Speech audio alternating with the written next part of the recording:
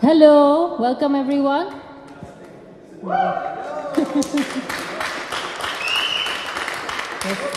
Welcome to Hack My Ride, the hackathon organized by STIP to improve public transport in Brussels. We have a presentation prepared for you guys where we go over all information, including the challenges. And if something is unclear, please feel free to ask. The presentation will be in English and the challenges will be in French and English.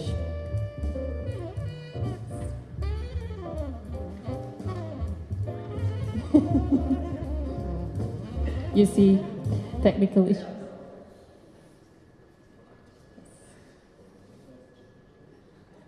Okay, so the Wi-Fi password, most of you probably already registered. We have a hashtag #HackMyRide, of course, and then hackathon, public transport, whichever you like, you can use. Tweet at STIP MEVB. Pictures are also very much welcomed to put on Twitter, of course. Yes. So my name is Ashkem. I am part of the organizing team. We organize, part of our job is to organize hackathons and innovation weekends. I work for 2 startups. It actually started by participating in a startup weekend and then decided how much you love that and then quitting your corporate job to go work for a startup. And now, so we do that. And the organizing team is over here, as you can see, preparing for the pitches later on. This is Jasper, you have Zane and Sam. If you have any questions during the weekend, you can come to us. We will try to help you as good as we can. Yes, next slide. Yes, this weekend, what will you do? Anyone has an idea? Can shout. Drink beer. Work? What? Drink beer. Drink beer, yes, probably. Have fun, yes. Innovate, yeah. Yes. You heard that?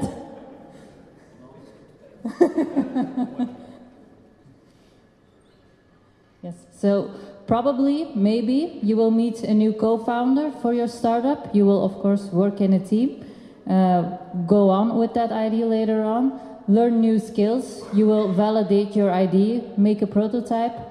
And, you know, what else more will be of the weekend? We will see that on Sunday evening during the pitches. The coaches, we have a lot of coaches for you guys. Some will come tonight, some are already here, some tomorrow, and then other ones on Sunday as well. Feel free to address them. They are walking around here for you. They will go around in the teams and help you with what you're building on that moment.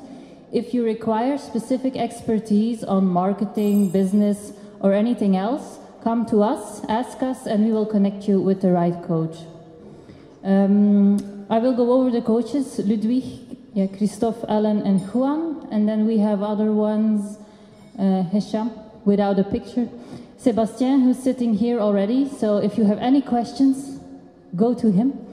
Thibaut, Rick, Guy Sauvage, is Guy here already? Don't see. There, on the red carpet, making an entrance. Yes, and then we have Lynn, Céline, and Yves Fourneau, Abe, Emad, Cedric, and Michel, who will also join us. Michel is over there. Yeah. The prize for the first team, as you probably already know, is a trip to Canada to go and pitch your idea over there. But what the specifics are of that idea, Alessandra will explain that right now. Please give her a warm applause. Hello to all. Very happy to see so many people here. So, who I am the mad person that 10 years ago created this foundation, Youth for Public Transport, which is a foundation dealing with UITP. UITP is the International Association of Public Transportation here in Brussels. It is a worldwide organization having members all over the world. So what we wanted to do at UITP, we wanted to involve more young people. And for that, I started from scratch a project in which we were involving people going around the world and creating youth labs. So laboratory where we want them to try to invent new things and to try to think as the box was not existing. So we don't want you today and for the future in Montreal, if you are coming, we want you to think really as there is no box and you have no limits. So the idea is to try to innovate at the maximum level, which means go for the crazy things. Don't think like a company thing. We want you to get free and to have, I mean, a kind of Elon Musk way of thinking. So this guy is inventing incredible things, and the idea is to have a new Elon Musk here, which is of course very difficult, especially in Europe. In Europe, people are very much stuck into the business-oriented careers and things like that.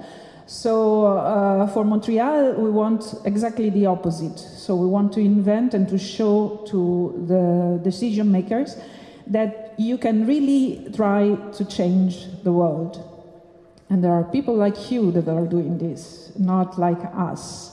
So you have to think that the users are fundamental for that, and you have to think like a user. So think how you will help people in the cities, how you will help your family, your friends, and people to interact with your city, with your public transport system, and with your environment.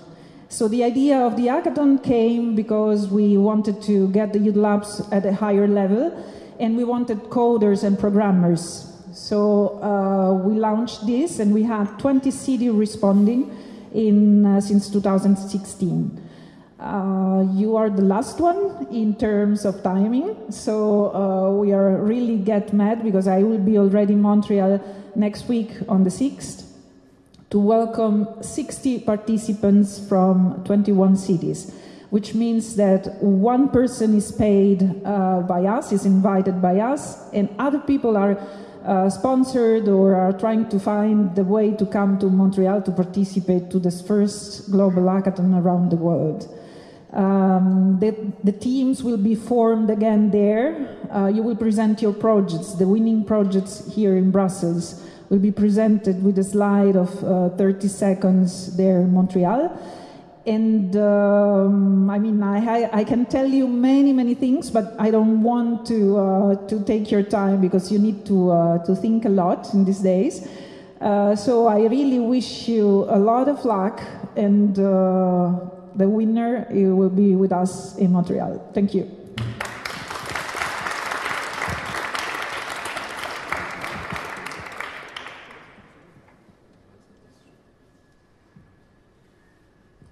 Okay, so now the boring part, some venue logistics.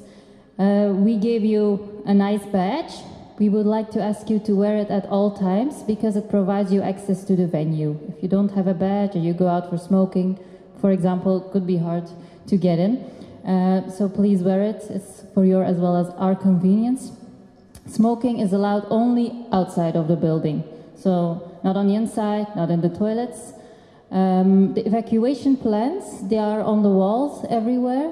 The emergency exit is over here. So if something happens, please go over here. And you are, of course, free to check on the walls if you want to read any information on that.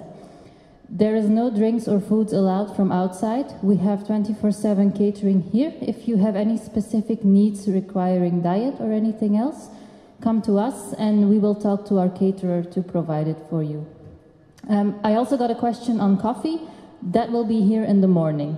We don't have it this evening, but we have Coke and other drinks available.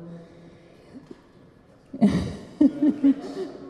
is the drink, nothing else. Yes, that's the other point, no drugs. We also like to ask you to keep your working area clean. We, of course, are walking around and cleaning up the whole weekend. But if you can, if you ate dinner or anything else, please throw it in the trash bin or in the foreseen bags for that. When in doubt about anything, please contact us. We're here to help you for anything. Don't be afraid to ask us. We're always happy to help you. The challenges will be explained by Sébastien from STIP. He will explain them in French, and then afterwards I will resume in English if necessary. Please give him a warm applause.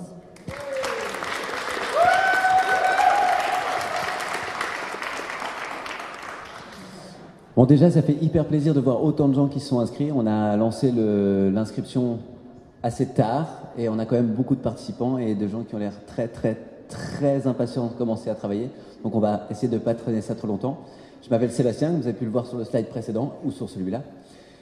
Je suis Digital Project Advisor à la STIB et si cet hackathon a lieu, c'est essentiellement grâce à toute l'équipe du marketing dont je tiens à les remercier du plus profond du cœur. Il y a Guy qui est dans le fond, il y a Mélissa que vous verrez demain, il y a Kim qui est là, il y a toute l'équipe qui va se relayer pendant tout le week-end pour essayer d'être tout le temps présent et tout le temps près de vous pour pouvoir être sûr à 100% que vous n'ayez besoin de rien. Donc ça, c'est la toute première chose. Maintenant, on va parler des challenges. Alors, est-ce qu'il y a... Voilà. Donc, clairement, orienté transport public, vous êtes à la STIB, donc clairement, on va parler de transport public, mais il y a 4 différents challenges. Le premier challenge, c'est... Attention. Next. Normalement, voilà. Donc, transport public et IoT, donc l'Internet des objets. Je ne sais pas si vous avez eu l'occasion de voir, il y a des trucs de chez Samsung qui sont dans le working space.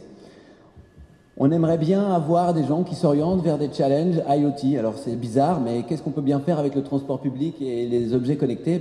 Il y a plein de trucs qui sont faisables. Et les premières choses qui, moi, me viennent à l'esprit, c'est de commander mon chauffage. Voilà, je vais faire une recherche d'itinéraire. Ma maison saura quand je vais rentrer. Il allumera le chauffage quand il faudra. Voire mieux encore, si j'ai une machine Samsung, je fais pas de pub pour Samsung, hein, je vous jure. Si j'ai une machine Samsung, genre celle qui est là-bas, elle va pouvoir se lancer quand il faut pour que quand j'arrive, le linge soit fraîchement lavé et fraîchement essoré. C'est vraiment merveilleux. Encore mieux que ça, avec le frigo, on peut demander au frigo, attention, je vais faire une recherche d'itinéraire, je rentre à la maison. Le frigo nous envoie une petite alerte, attention, il faut acheter du lait, c'est toujours pratique. Pareil pour l'aspirateur, ils ont aussi mis un aspirateur juste là. Qui peut passer l'aspirateur quand on n'est pas là. Parce que passer l'aspirateur quand on est là, c'est pas toujours amusant, mais quand on n'est pas là, c'est vachement plus pratique. Donc ça, c'est l'Internet des objets avec le transport public, la mise à disposition avec notre open data de l'arrivée des temps réels et de tout ce qui est planification pourra, je pense, grandement vous aider à organiser des choses autour de ce sujet-là. Ça, c'est le premier challenge. Le deuxième challenge, optimisation de l'expérience PMR. Alors ça, c'est quelque chose qui est très important et qui tient à cœur de la STIB longtemps et on en parle souvent et probablement à peu près à tous les hackathons. Clairement, si vous avez des idées, des concepts ou même, si pas forcément des idées, mais j'irais sur on pourrait joindre ce type de données ensemble pour pouvoir vraiment créer une meilleure expérience utilisateur. C'est vraiment quelque chose qui nous tient à cœur et on aimerait vraiment pouvoir offrir à cette frange de la population une meilleure expérience parce qu'aujourd'hui, c'est pas forcément toujours gagner-gagner, même si on fait des efforts tous les jours pour que ce soit de mieux en mieux. Alors, est-ce qu'on va avoir le suivant, peut-être? Yeah, chatbot, ça c'est cool aussi. Vous savez qu'aujourd'hui, il y a beaucoup de gens qui installent plus d'applications, ils utilisent le chatbot pour pouvoir faire à peu près tout et n'importe quoi. On utilise Facebook Messenger. Avec Facebook Messenger, il y a moyen de créer des chatbots qui vont permettre de vous remonter des informations en temps réel ou vous permettre de préparer des réveils ou vous permettre de poser des questions sur des choses qui sont relativement mainstream et où les réponses sont toujours à peu près les mêmes. Des chatbots peuvent vous répondre. Donc l'objectif là derrière, c'est de se dire, OK, comment est-ce qu'on peut créer un chatbot pour créer une meilleure expérience utilisateur et avoir une information voyageur temps réel via un chatbot. Ça, c'est le challenge des chatbots. Je suis persuadé qu'il y en a beaucoup d'entre vous qui ont déjà utilisé des chatbots. Je suis persuadé qu'il y en a beaucoup d'entre vous qui se disent que c'est pas forcément hyper fancy, mais franchement, avoir une application qui tient la route et qui permet de donner des informations en temps réel à un utilisateur via un chatbot, c'est vraiment un challenge qui peut être vraiment très intéressant à entreprendre. Et le dernier des challenges, la santé et le transport public.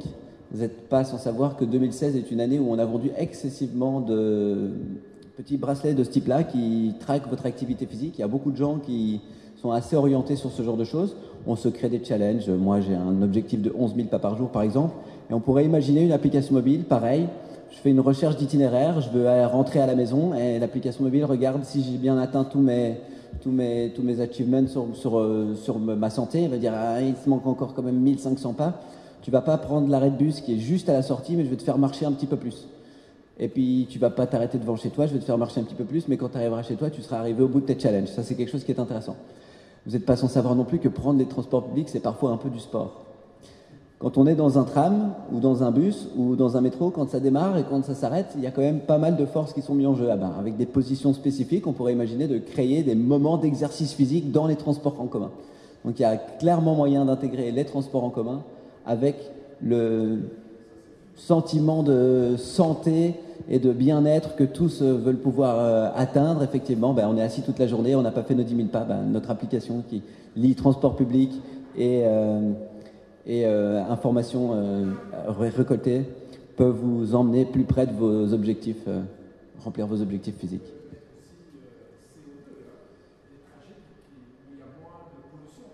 Ouais, mais ça, c'est pas un challenge. Non, c'est pas un challenge. C'est un challenge dans l'absolu. C'est un challenge dans l'absolu, mais ce n'est pas un challenge de notre hackathon. Et je suis sûr que si on prend les transports publics, on va déjà diminuer les impacts CO2 si on laisse sa voiture à la maison. Toutes les idées de Michel sont bonnes. Michel Genot. Voilà, donc ça, c'est les 4 différents challenges. À votre disposition, vous avez l'open data de la STIB, que vous connaissez. Mais Inès va venir vous présenter le portail Open Data du CIRB qui regorge d'une infinité de données qui pourront vous servir et je suis persuadé qu'elles vous aideront. Inès. Bonjour à tous. Voilà, donc je m'appelle Inès Moubax, je travaille au CIRB et donc effectivement je viens vous présenter un outil qui pourrait vous être utile ici dans le développement de vos prototypes, de vos projets, qui est en fait le portail régional Open Data. Alors, une seule adresse à retenir, c'est opendatastore.brussels. C'est un portail en fait, qui a été mis à disposition de l'ensemble des administrations publiques régionales bruxelloises pour qu'elles puissent mettre en libre accès leurs données en open data pour que vous puissiez les réutiliser dans le cadre de ce type de projet, dans le cadre d'autres applications que vous souhaiteriez créer.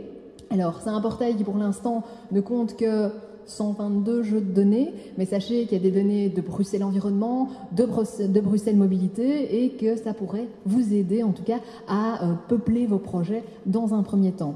C'est avant tout un point d'entrée pour trouver des données open data qui concernent la région bruxelloise, mais sachez aussi qu'il y a d'autres portails open data qui peuvent vous aider.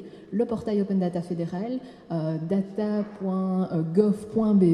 et aussi bien sûr les portails open data régionaux, Digital Wallonia, opendata.vlaanderen.be aussi.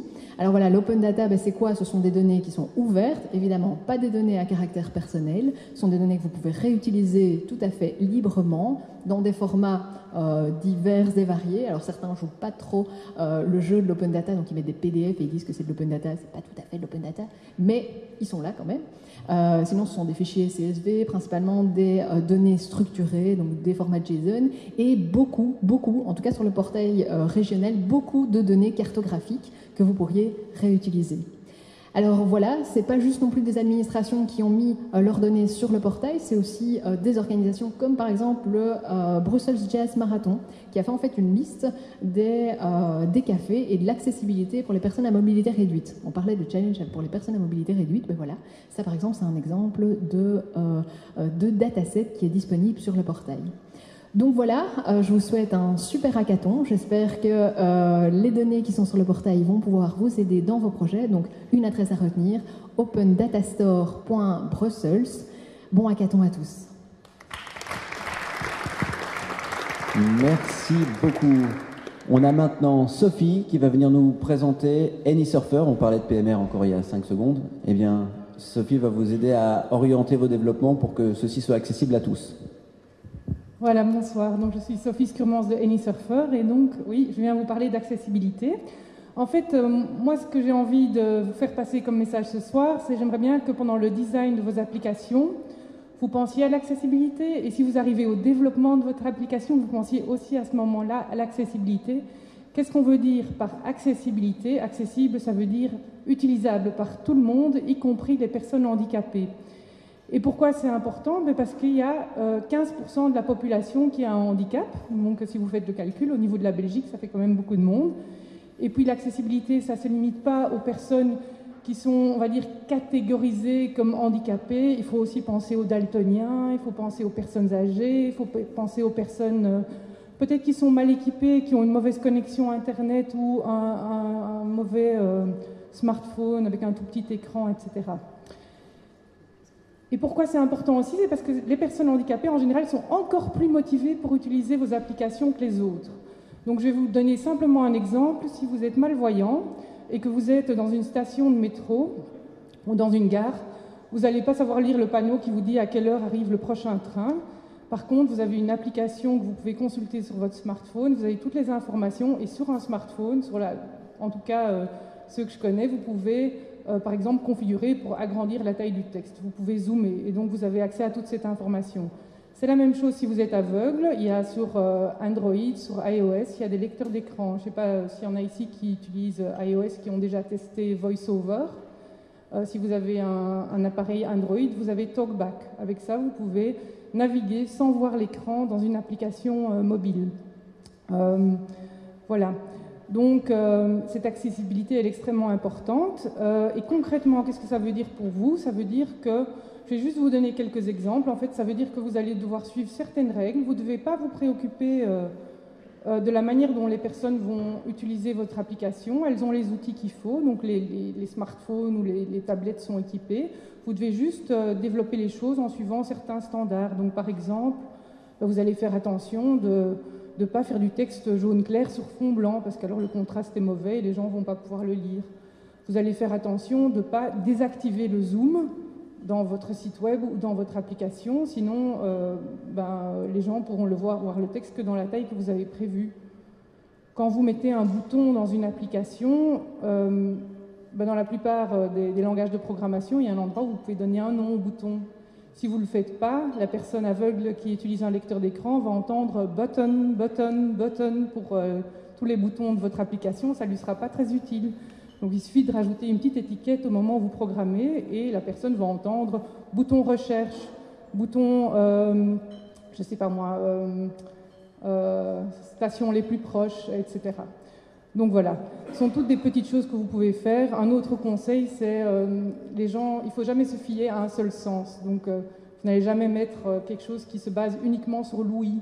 Sinon les personnes sourdes, si ça se base sur un bip, ne vont pas pouvoir l'utiliser. Vous n'allez pas faire quelque chose qui se base uniquement sur l'utilisation de la couleur. Si vous dites, voilà, quand c'est bien, c'est vert et quand c'est mauvais, c'est rouge, vous avez 8% de la population, enfin 8% des hommes en tout cas, qui ne vont pas voir la différence, tous les daltoniens. Donc voilà, l'accessibilité, c'est ça, c'est toute une série de petites bonnes pratiques qu'il faut suivre pour faire en sorte que votre application soit utilisable par tout le monde. Et donc, une dernière chose que je veux dire, c'est que il y a 4 challenges. Ce que je vous dis ici, ça ne concerne pas que le challenge pour les PMR. Si votre application est bien, même si elle ne s'adresse pas spécifiquement aux PMR, évidemment, les personnes handicapées vont vouloir l'utiliser aussi. Et elles préfèrent nettement, en général, pouvoir utiliser la même application que tous les autres, si elle est utile, que d'en avoir une spécifique qui a été faite pour eux, qui ne va peut-être pas être entretenue par la suite, etc.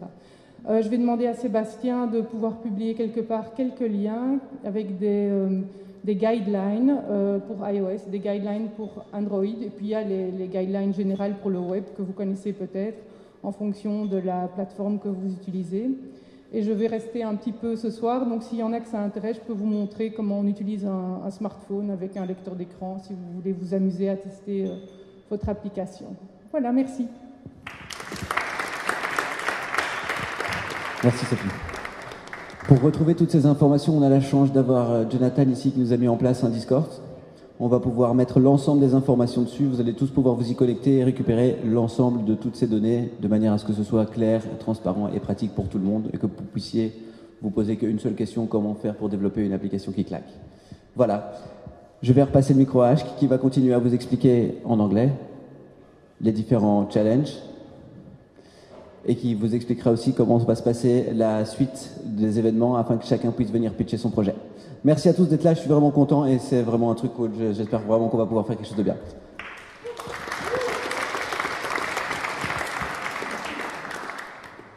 Okay, so I will shortly resume the challenges in English. So the first one was public transport and the Internet of Things. How can you manage to do something with the Internet of Things and connect it to public transport? Nowadays we already have a lot of... sorry. Can you go back? Yeah. Nowadays we have already a lot going on with regular IoT, as we say, like in our homes, in our car, we do a lot of things with that. You can use your phone and already do something with Internet of Things to connect it to your car, to your home, or something else. Now the question is, how can you use that and integrate it in public transport? The other challenge is about persons with disabilities. What can you do? What can you develop? What can you implement to help people with disabilities get a better service in public transport? Be it on the preparation, on their way to public transport, while they're using public transport, or any service in between that. It can be very broad. Think about people with physical disabilities, or even mental people who are not very capable of using the current applications, for example, could also be something to develop and look further into. The other challenge is about chatbots. So there again the question, how can we implement chatbots in the service to our people? Can we help them provide a better service? Can we help them prepare their journey better by making use of a chatbot? Maybe could we also use it while we are on the public transport to ask a question on a certain stop, or any travel after that. The last challenge was health, as I remember correctly. Health and public transport. What can you do to improve your health while using public transport? You're already doing something very well for the environment by not taking your car, but the public transport. And then the question is, what can you do for yourself as well? Is it, for example, possible to invent an app and get off one stop earlier or 2 stops earlier, and take a bike over there and go to your destination? Something like that. The data sets, people have just talked about it, where you can find them, and there's also a channel that Sébastien will happily help you with if you would like to find any information on that regarding the available data. I hope that was clear on the resume. Any questions on that? No? Okay.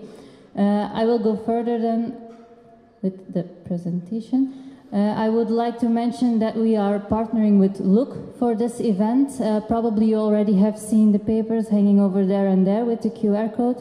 You can directly scan them and log in onto the app. It's a platform that allows you to stream onto the platform. So you can record a video, and it's already going on there, and people in any other destination, they can be in Belgium as well, or in another country, they can request access to the platform, and they can see what's going on over here. So if you have a friend who is abroad somewhere or not in this building, you can tell them about this event, and while they use the application, they can see what is going on. So they can see your pitch, or they can see your work, or what you have for dinner, or anything else. So we would like to suggest everyone to log on to there and share as much as possible.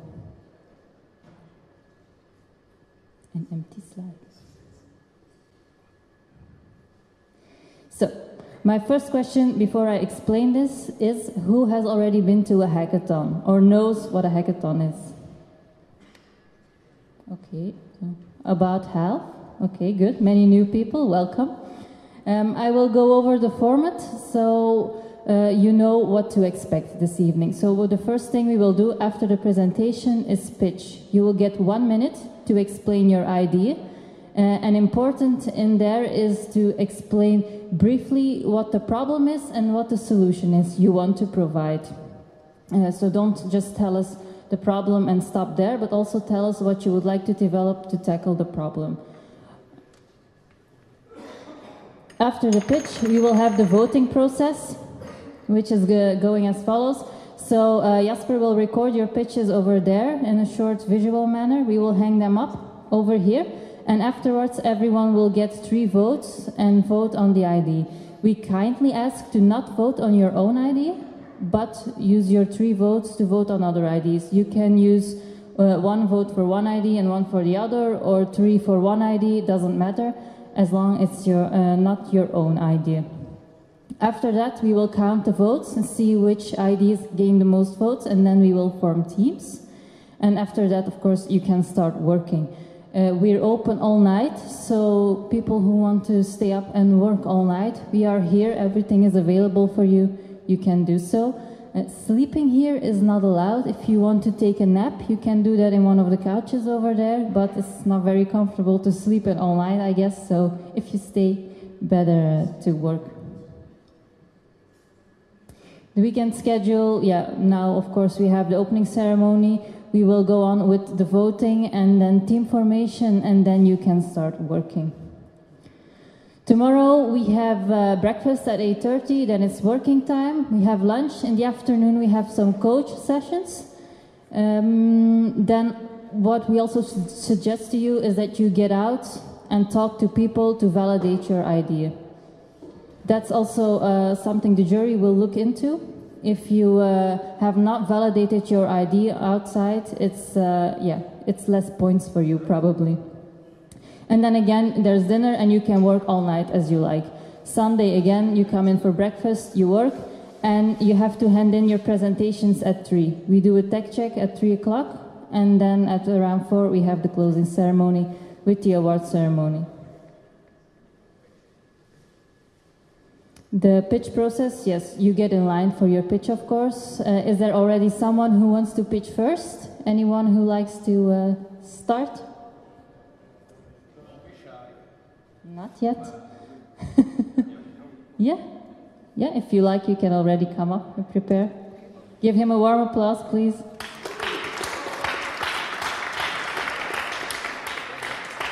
Yeah, over there, yeah. Presentation is almost finished, so you can. So you have 60 seconds to pitch on stage. Clearly state what is your problem, what's your solution, and which kind of people are you looking for.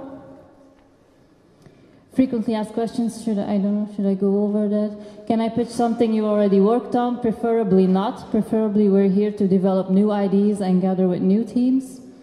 You cannot pitch 2 ideas. If you have more ideas, we're very sorry, but pick your best and present that one to us. If your idea isn't selected, please join one of the other teams. Please don't go home, but use your expertise to help another team develop their product.